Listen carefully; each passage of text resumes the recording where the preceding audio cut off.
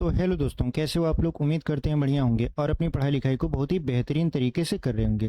तो आज हम लोग पढ़ने वाले हैं वास्तविक संख्या। हमारा ये तीसरा दिन है जहां पर हम लोग आपका प्रश्नावली 1.1 को पूरा का पूरा डिस्कस कर रहे हैं। इससे पहले वाले वीडियो में हमने आपको कुछ प्रश्न बता दिए थे। आज की वीडियो में हम लोग प्रश्नावली 1.1 को पूरा का पूरा यहाँ पर ख़त्म करेंगे। तो ये हम लोगों का तीसरा दिन रहने वाला है जहाँ पर हम लोग पूरा का पूरा यहाँ पर मैथ शुरू से सीख रहे हैं। ठीक है, तो चलिए बिना देरी किए हम लोग यहाँ पर वीडियो को शुरू करते हैं और अपने सवालों को लगाना शुरू करते हैं। और जो भी विद्यार्थी नए हैं और वीडियो देख रहे हैं वो चैनल को ज़रूर सब्सक्राइब कर लीजिए, क्योंकि हम लोग इस साल भी आपका पूरा का पूरा मैथ कक्षा 10वीं का पढ़ाने वाले हैं। हमने पिछले भी साल पढ़ाया था, इस साल भी हम आपको पढ़ा रहे हैं। और इसका जो पीडीएफ है वो हमारे टेलीग्राम चैनल पर दे दिया जाता है वीडियो के बाद।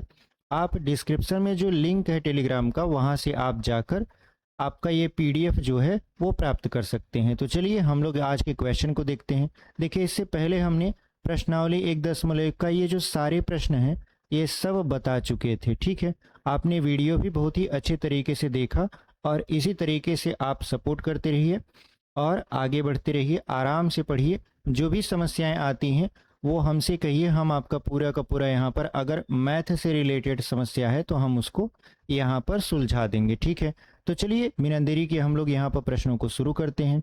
देखिए, प्रश्न जो हमारा है वो क्या कह रहा है। यहाँ पर आपका प्रश्न कह रहा है कि HCF किसका 306 और 657 का 9 दिया है, तो एलसीएम 306 और 657 का ज्ञात कीजिए। कहने का मतलब ये है कि हमारे पास दो संख्या है। पहली जो संख्या है वो है आपका 306 और जो दूसरी वाली संख्या है वो है आपका 657। ठीक है, और इसका जो HCF है, HCF वो दिया है, कितना दिया है, 9 दिया है। तो हमसे क्या पूछ रहा है, हमसे देखिए पूछ रहा है यहाँ पर LCM। LCM बराबर क्या किया जा रहा है, यहाँ पर हमसे पूछा जा रहा है। ठीक है, तो देखिए हमने आपको फार्मूला बताया था। फार्मूला क्या बताया था इससे पहले वाले सवाल में, पहली संख्या गुणे दूसरी संख्या बराबर होता है HCF इंटू LCM। ये वाला फार्मूला आप अपनी किताब में देखोगे तो जो दूसरा या तीसरा प्रश्न था उसमें ये वाला फार्मूला लिखा था। तो उसी फार्मूले का हम लोग इस्तेमाल करके इस प्रश्न को सॉल्व करेंगे। ठीक है, फार्मूला ये कहता है कि पहली संख्या का अगर आपने दूसरी संख्या से गुणा करवा दिया, पहली संख्या का दूसरी संख्या से गुणा करवा दिया तो वो मस और लस के गुणनफल के बराबर होता है। तो चलिए हम लोग यहाँ पर गुणा करवा देते हैं। जैसे हम लोग यहाँ पर गुणा करवाएंगे तो क्या हो जाएगा, यहाँ पर हम लोगों का पहली संख्या है हम लोगों का 306 और गुणे दूसरी संख्या है 657 बराबर। अब हम लोग जो गुणा करवाने वाले हैं वो करवाने वाले हैं HCF का। तो HCF कितना दिया है, 9 दिया है। यहाँ पर लिखे हम लोग 9 गुणे LCM हमसे क्या किया जा रहा है, पूछा जा रहा है। तो ये 9 गुणा में है, इधर आएगा तो क्या हो जाएगा, भाग में। तो हम लोग क्या करेंगे, यहाँ पर 306 गुणे 657 लिख देंगे और बटे में लिख देंगे यहाँ पर 9 बराबर किसके, LCM के। तो अगर हम यहाँ पर देखें तो 9 को काट दें, 9 को काट दें कितने से, तो अगर हम देखें तो ये हो जाएगा आपका कितना, 9 त्रिक 27 हो जाएगा और 9 चौक 36। तो हमारे पास बचा कितना, हमारे पास बचा 34 गुणित 657 बराबर कितने के, LCM के। तो हम लोग क्या करने वाले हैं यहाँ पर, अब हम लोग यहाँ पर गुणा करवाने वाले हैं। गुणा करवाएंगे किसका, 34 का गुणा करवा देंगे 657 के साथ। तो जैसे ही हम लोग यहाँ पर गुणा करवाएंगे तो जो हम लोगों का रिजल्ट आएगा वो कितना आ जाएगा, 22, 33 और 8 आ जाएगा। ये क्या है, आपका LCM है और यही हमारा क्या हो गया, यहाँ पर उत्तर हो गया। यानी जो हम लोगों का LCM आया वो कितना आ गया आपका, यहाँ पर 22, 33, 8। तो उम्मीद करते हैं कि आपको ये सवाल बहुत ही बेहतरीन तरीके से समझ में आया होगा। ठीक है, तो इस तरीके से हम लोग ये सवाल सॉल्व कर लिए। चलिए बिना देरी किए हम लोग अगले वाले क्वेश्चन की तरफ बढ़ जाते हैं। अगला प्रश्न क्या कह रहा है, अगला प्रश्न कह रहा है कि जांच कीजिए कि क्या किसी प्राकृतिक संख्या n के लिए संख्या 6 के पावर n अंक 0 पर समाप्त हो सकती है? तो कहने का मतलब ये है कि हमको जांच ये करना है कि क्या कोई प्राकृतिक संख्या n के लिए संख्या 6 के पावर n यानी 6 के पावर n अंक 0 पर समाप्त हो सकता है। अंक 0 पर समाप्त होने से मतलब ये है कि इसका जो इकाई का अंक आएगा, इकाई का अंक, इकाई का जो अंक आएगा वो क्या 0 हो सकता है, जहां पर n जो है एक प्राकृतिक संख्या है। तो देखिए, जो प्राकृतिक संख्या होता है जिसको हम लोग बोलते हैं नेचुरल नंबर, क्या बोलते हैं? यहाँ पर नेचुरल, उसके बाद यहाँ पर हो जाएगा नंबर, यानी प्राकृतिक संख्या। प्राकृतिक संख्या देखिए स्टार्ट होती है 1 से, 1 के बाद 2, 2 के बाद 3, 3 के बाद 4, 4 के बाद 5, 5 के बाद 6, 6 के बाद 7, 7 के बाद 8, 8 के बाद 9। ये जो 1 से 9 तक हमने लिखा है ये सभी क्या है? ये सभी आपका प्राकृतिक संख्या है। तो हमको क्या करना है, यहाँ पर ये दिखाना है कि क्या 6 की पावर n यानी 6 की पावर एक प्राकृतिक संख्या रख देने पर क्या उसका इकाई का अंक आपका 0 हो सकता है? तो चलिए चेक करते हैं। अगर हम देखें तो सबसे पहले n बराबर हम लोग क्या रखेंगे? 1। तो लिखेंगे n बराबर 1 रखने पर, n बराबर क्या रख दिए हम? 1 रख दिए। तो जब n बराबर 1 रखोगे तो ये क्या हो जाएगा आपका यहाँ पर 6 की पावर, देखिए n है तो n का मान 1 रख दिए, तो 6 की पावर 1 का मतलब क्या होता है? 6 ही होता है। अब हम लोग क्या करेंगे, अब हम लोग n बराबर 2 रखेंगे, तो n बराबर 2 यहाँ पर रखने पर, ठीक है, n बराबर 2 रखने पर जब हम लोग n बराबर 2 रखेंगे तो ये हो जाएगा 6 की पावर 2, जिसका मतलब होता है 6 का आपस में 2 बार गुणा। जब 2 बार गुणा कराएंगे तो हो जाएगा 36। उसके बाद हम लोग क्या करेंगे, उसके बाद हम लोग यहाँ पर n बराबर 3 रखेंगे, तो n बराबर यहाँ पे लिखेंगे 3 रखने पर, n बराबर क्या रखेंगे? 3। तो n बराबर 3 रखने पर तो हो जाएगा 6 की पावर 3, जिसका मतलब होता है 6 का आपस में कितनी बार गुणा? 6 बार गुणा। तो 6 का 6 बार गुणा कराएंगे, यानी 6 का जब 3 बार आपस में गुणा कराएंगे तो 6 छक्का 36 छक्का हो जाएगा 216।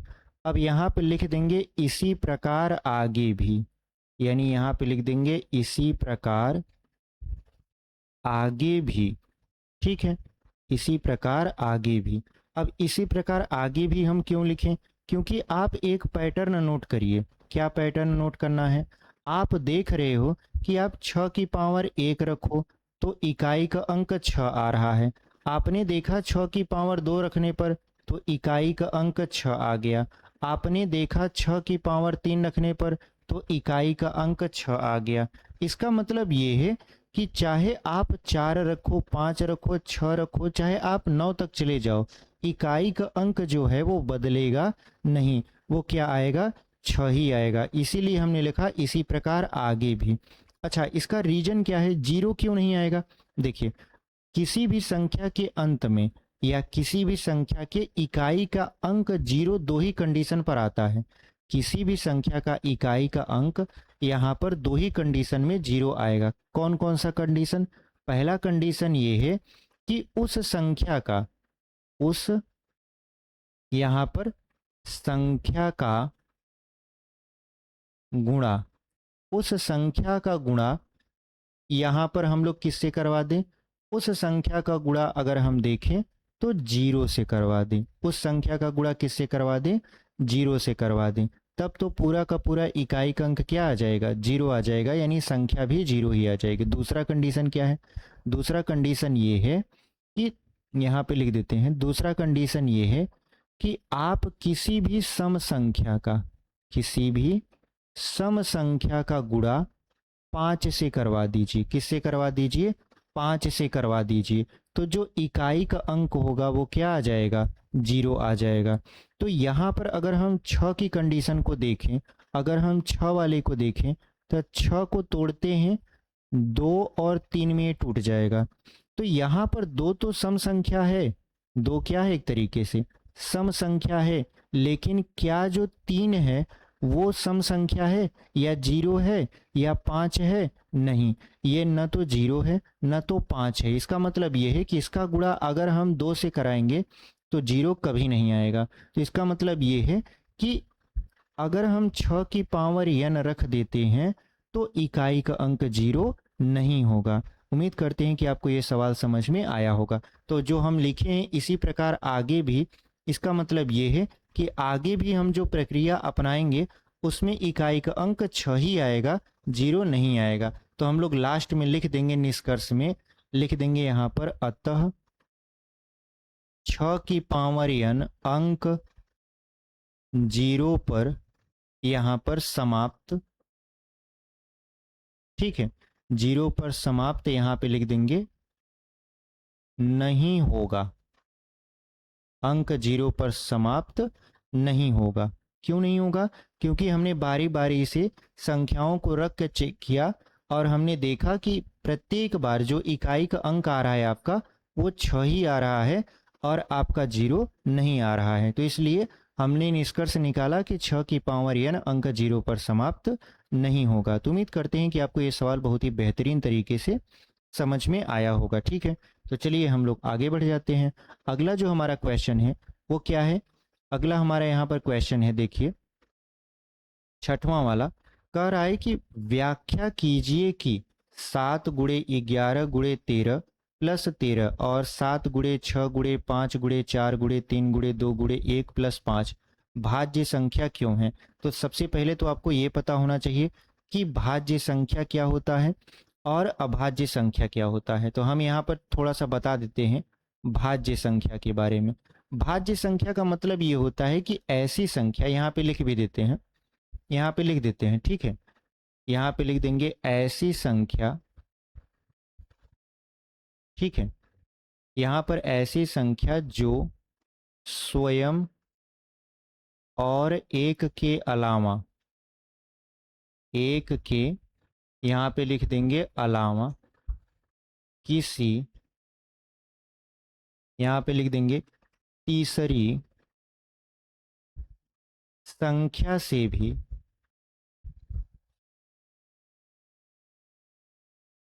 कट जाती है, संख्या से भी कट जाती है, भाज्य संख्या कहलाती है। क्या कहलाती है? भाज्य संख्या यहाँ पर कहलाती है। ठीक है, देखिए भाज्य संख्या में सम और विषम दोनों संख्या आती है। भाज्य संख्या में आपका सम संख्या भी आएगा तो विषम संख्या भी आएगा, सम संख्या भी आता है तो विषम संख्या भी आता है। कैसे, हम आपको समझा दे रहे हैं। जैसे अगर हम बात करें यहाँ पर 6 का, सम संख्या है 6 और 6 को देखें तो 6 स्वयं से भी कट जाएगा, 6 को 6 से काटेंगे तो 1 आएगा। 6 जो है वो 1 से भी कट जाएगा, काटेंगे तो रिजल्ट क्या आएगा? 6 आएगा। लेकिन 6 को अगर हम देखें तो ये आगे चलकर आपका 6 जो है ये 2 से भी कट जाएगा 3 बार में और 6 3 से भी कट जाएगा 2 बार में। यानी ये स्वयं और एक के अलावा किसी तीसरी संख्या से भी कट जा रहा है। इसका मतलब 6 क्या है? एक तरीके से भाज्य संख्या है और 6 एक सम संख्या भी है। अगर हम विषम संख्या की बात करें, जैसे हमने ले लिया 9, अगर हम 9 की बात करें तो 9 तो 9 से कट जाएगा एक बार में, 9 को 1 से काटेंगे तो 9 बार में कट जाएगा। लेकिन 9 जो है वो आपका 3 से भी क्या होता है? 3 बार में कट जाता है। इसका मतलब ये है कि 9 क्या है? एक तरीके से भाज्य संख्या है। तो भाज्य संख्या में दोनों संख्या आती है, सम संख्या भी आता है तो विषम संख्या भी आता है। तो उम्मीद करते हैं कि आपको भाज्य संख्या समझ में आया है। मतलब ऐसी संख्या जो स्वयं और एक के अलावा तीसरी संख्या से भी कट जाए तो क्या होगा? वो भाज्य संख्या होगा। तो ये जो सवाल हमसे पूछ रहा था, इसमें अगर हम गुणा करा के जोड़ दें और देखें कि ये स्वयं और एक के अलावा किसी तीसरी संख्या से भी कट जाता है तो हम कह सकते हैं कि यह कौन सी संख्या है? भाज्य संख्या है। तो चलिए इसको पहले हम लोग यहाँ से मिटा देते हैं ताकि हम लोग सवाल लगा पाएँ, क्योंकि सवाल लगाने के लिए भी तो जगह चाहिए। तो हम लोग इसको पूरा का पूरा यहाँ पर क्या कर दे रहे हैं? इरेज कर दे रहे हैं। ठीक है, ये पूरा का पूरा इरेज कर दे रहे हैं, ये बस आपको समझाने के लिए था। उम्मीद करते हैं कि आपको ये समझ में आया होगा, और नहीं समझ में आया है तो वीडियो थोड़ा सा पीछे करके देखोगे एक आध बार तो आराम से समझ में आने लगेगा। ठीक है, तो चलिए यहाँ पर हम लोग क्या करते हैं, अब सवाल को लगाना शुरू कर देते हैं। सवाल क्या कह रहा था हमारा? सवाल देखिए यही था कि 7, पहला कंडीशन 7 गुड़े 11 गुड़े यहाँ पर 13 और प्लस क्या है यहाँ पर 13। तो सबसे पहले इसका गुणा करवाते हैं। सबसे पहले क्या करवाते हैं? गुणा। जैसे ही गुणा करवाएंगे तो पहले 11 और 13 का गुणा कराते हैं, तो ये हो जाएगा 7 गुड़े 13 एक कम 13 और 13 एक 14, यानी ये हो जाएगा 143 और प्लस 13 हो जाएगा। अब 7 का गुणा 143 में करवाते हैं तो कितना आ जाएगा? तो ये हो जाएगा 7 तिरिक 21 और 7 चौक 28, 2 30, 7 एक कम 7 3, यहाँ पर 10 हो जाएगा। अब इसको आप 13 के साथ जोड़िए, तो जैसे ही आप जोड़ोगे तो ये हो जाएगा 1014, क्योंकि 1001 में आप 13 जोड़ रहे हो तो रिजल्ट क्या आएगा आपका? 1014। अगर आप ध्यान से देखो, अगर आप ध्यान से देखो तो इसका जो लास्ट वाला अंक है वो एक सम संख्या है, वो भी है 4, और जो 4 होता है वो स्वयं और एक के अलावा 2 से कट जाता है। इसका मतलब यह है कि यह भाज्य संख्या है। यह क्या है? भाज्य यहाँ पर संख्या है। क्यों ये भाज्य संख्या है? यह भाज्य संख्या है। अब यहाँ पर जो रीजन देना है आपको वो ये देना है क्योंकि यह स्वयं एवं एक के अलावा, एक के अलावा तीसरी संख्या, तीसरी संख्या यहाँ पे लिखेंगे से भी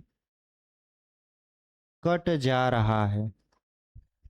ठीक है, कट जा रहा है से मतलब ये है विभाजित हो रहा है। इसका मतलब यह है कि यह क्या है? एक तरीके से भाज्य संख्या है। उम्मीद करते हैं कि आपको ये समझ में आया होगा कि क्यों ये भाज्य संख्या है। अब चलिए दूसरा वाला सवाल देख लेते हैं। दूसरा सवाल हमारा क्या कह रहा है? दूसरा सवाल कह रहा है कि यहाँ पर 7 गुड़े 6 गुड़े यहाँ पर 5, फिर ये है आपका 4, फिर यहाँ पर है 3, फिर यहाँ पर है 2, फिर यहाँ पर है 1, फिर है आपका 5। अगर हम ध्यान से इसका गुणा कराएं तो सबसे पहले देखिए, आप ऐसे ही गुणा मत कराने लगिएगा, नहीं तो हो सकता है कि टाइम ज़्यादा लगे। आप हमारे तरीके से गुणा कराइए। देखिए, सबसे पहले 6 का 5 में गुणा 30 हो गया।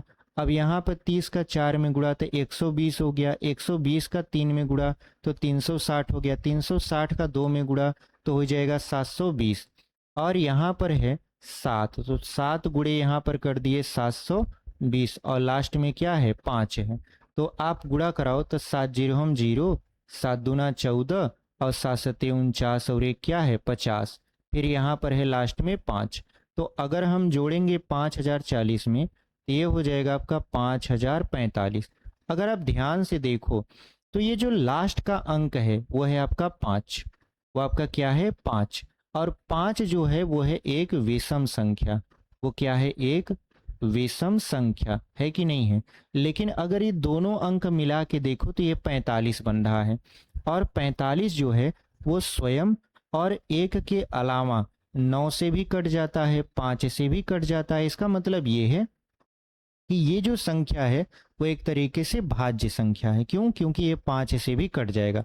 5045 जो है वो स्वयं और एक के अलावा 5 से भी कट जाएगा। तो इस तरीके से हम ये कह सकते हैं कि यह एक क्या है? भाज्य संख्या है। कारण क्या देंगे? यहाँ पे लिख देंगे यह एक, यहाँ पर लिख देंगे भाज्य संख्या है। यह क्या है? एक तरीके से भाज्य संख्या है। क्यों ये भाज्य संख्या है? क्योंकि जो रीजन आप यहाँ ऊपर दिए हैं वही रीजन आप यहाँ पर लिख दोगे। यहाँ पे जगह नहीं है इसलिए हम नहीं लिखे हैं। जो यहाँ पर रीजन आप दिए हो, क्योंकि यह स्वयं एवं एक के अलावा तीसरी संख्या से भी कट जाता है, इसलिए यह भी क्या है? एक तरीके से भाज्य संख्या है। तो उम्मीद करते हैं कि आपको ये सवाल बहुत ही बेहतरीन तरीके से समझ में आया होगा, जहां पर हमने पहले तो आपको भाज्य संख्या क्या होता है उसको सिखाया, फिर ये सवाल लगाकर बताया कि यह भाज्य क्यों है। ठीक है, तो चलिए हम लोग इसी तरीके से बढ़ जाते हैं अपने अगले वाले सवाल में। अगला वाला हमारा सवाल क्या कर रहा है यहाँ पर, इसको देखते हैं। तो अगला वाला सवाल क्या है आपका? सातवां। सातवां जो सवाल है, देखिए वो पेपर में बहुत बार पूछा जा चुका है और पूछे जाने की भी संभावना इसकी बनी रहती है। क्यों? क्योंकि ये सवाल ही ऐसा है कि इसको पेपर में जरूर पूछ लेता है। तो इसको थोड़ा ध्यान देके जाइएगा, हो सकता है कि आपका ये बोर्ड पेपर में देखने को मिल जाए। ठीक है, तो चलिए यहाँ पर क्या होता है, सवाल पढ़ लेते हैं। कह रहा है कि किसी खेल के मैदान के चारों ओर एक वृत्ताकार पथ है। तो मान लेते हैं खेल का मैदान है और इसके चारों ओर क्या है, एक वृत्ताकार यहाँ पर पथ है। पथ मतलब रास्ता है। ठीक है, इस मैदान का एक चक्कर लगाने में सोनिया को 18 मिनट लगते हैं। मान लेते हैं सोनिया ने यहाँ से दौड़ना शुरू किया और वो एक चक्कर ऐसे लगाई। एक चक्कर लगाने से मतलब ये है कि जहां से शुरू की थी वहीं पर वो आ गई। तो उसको कितना मिनट लगा? 18 मिनट लगा। किसको लगा? सोनिया को। सोनिया को कितना मिनट लग गया? 18 मिनट लग गया। जबकि इसी मैदान का एक चक्कर लगाने में रवि को 12 मिनट लगते हैं। मान लेते हैं कि रवि ने भी यहीं से शुरुआत की। रवि ने भी क्या की? यहीं से शुरुआत की और उसने भी क्या किया? एक चक्कर ऐसे लगाया। इस मैदान का एक चक्कर ऐसे लगा दिया। जैसे एक चक्कर लगाया तो जो रवि है उसको कितना समय लगा? तो रवि को समय लगा 12 मिनट। रवि को कितना मिनट समय लगा? 12 मिनट समय लगा। मान लीजिए वे दोनों एक ही स्थान और एक ही समय पर चलना प्रारंभ करके एक ही दिशा में चलते हैं। कितने समय बाद वे पुनः प्रारंभिक स्थान पर मिलेंगे? तो आपसे क्या पूछा जा रहा है? कितने समय बाद वो पुनः अपनी प्रारंभिक जगह पर मिलेंगे? तो देखिए हमने यहाँ पे चित्र में दर्शाया कि सोनिया भी यहीं से स्टार्ट करती है और रवि भी यहीं से स्टार्ट करता है। सोनिया 18 मिनट का समय लेती है और रवि 12 मिनट का। तो यहाँ पर दोनों एक ही स्थान से एक ही दिशा में एक ही समय पर अगर चलना प्रारंभ करें तो कितने समय बाद भी आपस में मिलेंगे? तो ऐसी कंडीशन में इनका भाज्य गुणनखंड निकाला जाता है। जैसे हम 18 का भाज्य गुणनखंड निकालें तो 3 त्रिक का 9 दूना 18 होता है और 12 का निकालें तो क्या होता है? 2 दूना 4 तिहाई 12। तो इन दोनों का हमने क्या निकाला? अभाज्य गुणनखंड निकाला। ठीक है, इन दोनों का अभाज्य गुणनखंड निकाला तो इसका बेसिकली हमको निकालना है लस। क्या निकालना है? लस। क्योंकि ऐसे सवालों में जब आप लस निकालते हो तो वो बता देता है कि कितने समय बाद ये एक दूसरे से मिलेंगे। तो यहाँ पर लसा का मतलब ये होता है कि जो चीजें मिल रही हैं उनको केवल एक बार। जैसे यहाँ पर देखिए 3 है और यहाँ पर भी 3 है, तो 3 को क्या करेंगे? एक बार लिखेंगे।